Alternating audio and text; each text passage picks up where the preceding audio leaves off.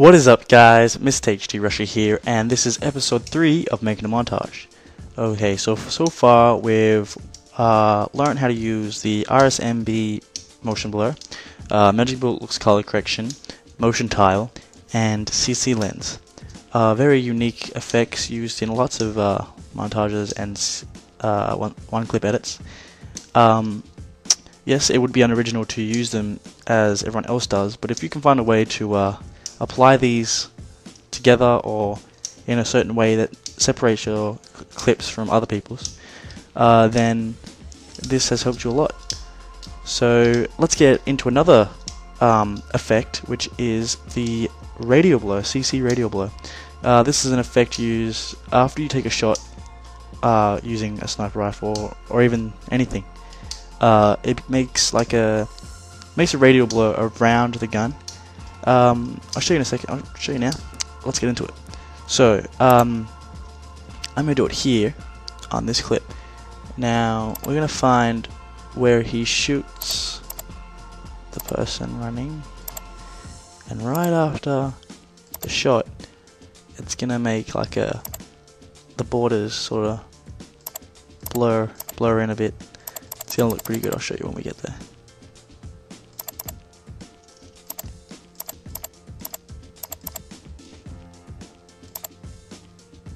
Alright, right about here should do it. Alright, so I'm going to split the clip here using Control-Shift-D. Camtasia won't let me do that, so composition, edit, split layer, and then I'm going to bring it up to about there when it hits 500. And then I'm going to split it again. Alright, so now I'm going to go into my effect search bar over here, and I'm going to put CC radio blur. Oh, I'll spell that right there. I'm gonna chuck that on in here. Again, you can go to the effect and you can search it through blur and sharpen CC radio blur. I will try and find a download link for this plugin in case your After Effects doesn't have this. So yeah, remember to look in the description for all downloads for everything I use. Alright, sweet. So come to about here, and you want to hit the amount. You want to click the stopwatch for the amount, and if you don't know already, this creates a keyframe where the effect is, which is right there, as you can see. Alright, sweet. So now this can be done randomly, so you could just click 3 frames and then just bring this up to 4, and it does that. That's the effect that it creates.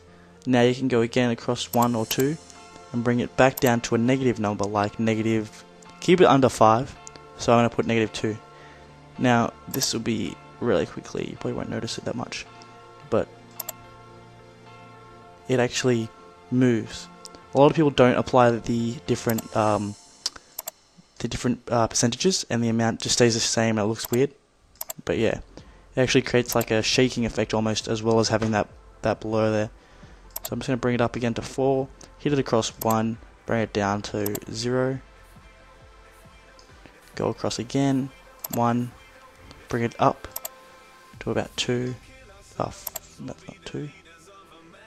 Now this can be done randomly, you don't have to copy what I'm doing. I'm just messing it, right now I'm not actually following any particular pattern. I'm just chucking in randoms. Oh, a bit high there, a bit low. So yeah, you just go ahead and do that for a bit. Oh shit, that's really screw it, don't worry. Go up a couple, and I'll just hit 0. You can also type your numbers in just by doing that, and this will actually look really good, hopefully. So let's do this. Ramp review it.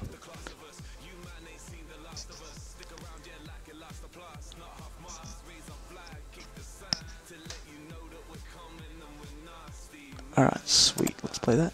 Oh, that's a bit fast, isn't it? I'll just play it slowly. You can sort of see there that it does make it shake a bit.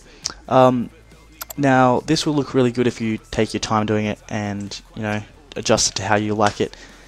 So yeah, there you go. Alright, so yeah, now we have that little effect there. It's looking quite good. So now we've applied an effect to the first shot, the no scope, before the no scope, and now this, and then around here, nothing, and nothing here. Now, this is sort of where it becomes making a montage. If I was to show you exactly how to make a montage, it wouldn't really be you making a montage. This is really just to show you the effects you might want to use in a montage and how you'd go about doing it. So this next part here will be showing you how you go from one clip to another. Now doing this is actually probably one of the most vital points in making a montage, and requires quite a lot of artistic, ability and ways of how you go about making your video. So after you've done all your effects and you like how it is and you want to get to your next clip or your next scene, you've got to figure out how exactly you're going to go from sitting here with this gun, him running around, and putting it into your next clip.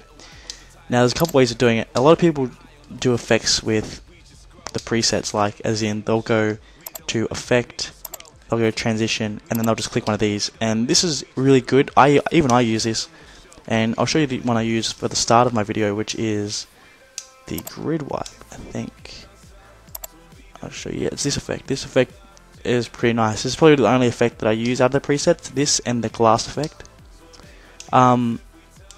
Yeah, so that would be the easiest way to do it, but again, this will be uncreative, if you know what I mean. Like, many other people will be using these sort of effects because it is the easy way out, and it still looks good whilst being easy.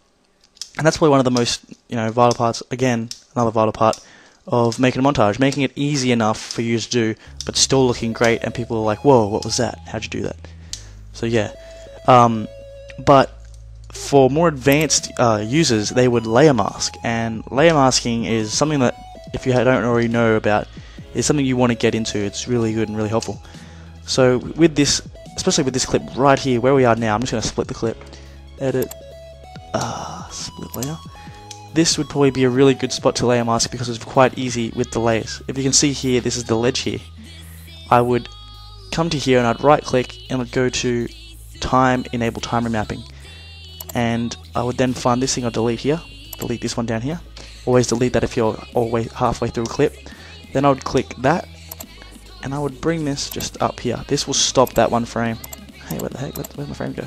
Oh, alright, delete that. Alright, yeah,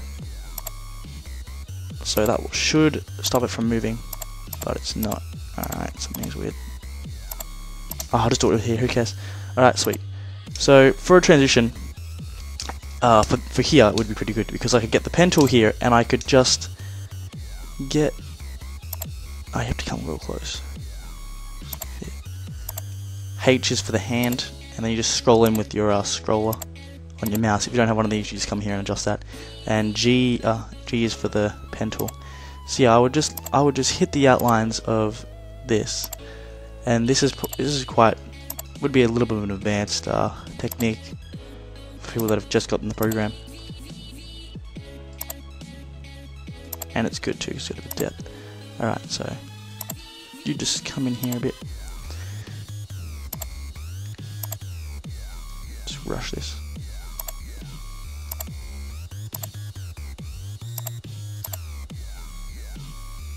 Alright, now I'm going to go top of the stairs, which might take a little bit. I'll just quickly rush it for time's sake. If you ever make a mistake, just press Control Z on the keyboard, and if you don't have, like, if that doesn't work for you for some random reason, a lot of things don't work for me for some random reasons, just go up to your edit and it should be there.